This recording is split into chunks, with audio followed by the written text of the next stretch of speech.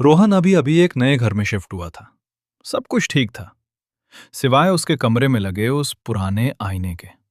वो बहुत बड़ा था, कोने से थोड़ा टूटा हुआ, और रोहन कितनी भी कोशिश करे उसे हिला नहीं पा रहा था।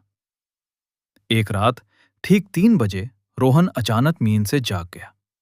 उसे कुछ अजीब लगा। उसने धीरे से आईने की तरफ देखा और वहीं जम गया। आईने में वो अभी भी सो रहा था। रोहन ने तुरंत पीछे मुड़कर अपने बिस्तर को देखा। बिस्तर खाली था। उसकी धड़कन तेज हो गई। धीरे धीरे उसने फिर से आईने की तरफ देखा। अब उसका रिफ्लेक्शन जाग चुका था, लेकिन वो उसकी नकल नहीं कर रहा था। वो बस खड़ा था और मुस्कुरा रहा था। एक ऐसी मुस्कान जो रोहन ने कभी नहीं दी। रोहन डर के मारे पीछे हट गया, लेकिन आईने में उसका रिफ्लेक्शन आगे बढ़ने लगा, जैसे वो बाहर आने की कोशिश कर रहा हो। रोहन ने तुरंत लाइट ऑन की। सब कुछ फिर से नॉर्मल हो गया। वही कमरा, वही आईना, वही रिफ्लेक्शन। रोहन हल्का सा हंसा। बस सपना था।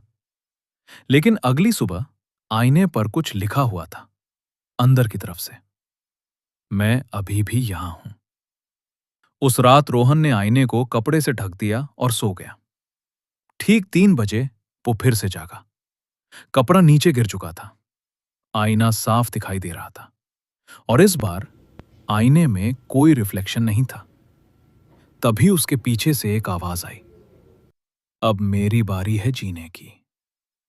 अगले दिन पड़ोसियों ने कुछ अजीब देखा।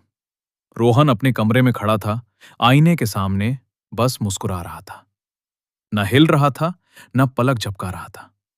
और आईने में कोई और था, जो बाहर निकलने के लिए चिल्ला रहा था। अगर आपका रिफ्लेक्शन आपकी बात मानना बंद कर दे, तो आप क्या करेंगे?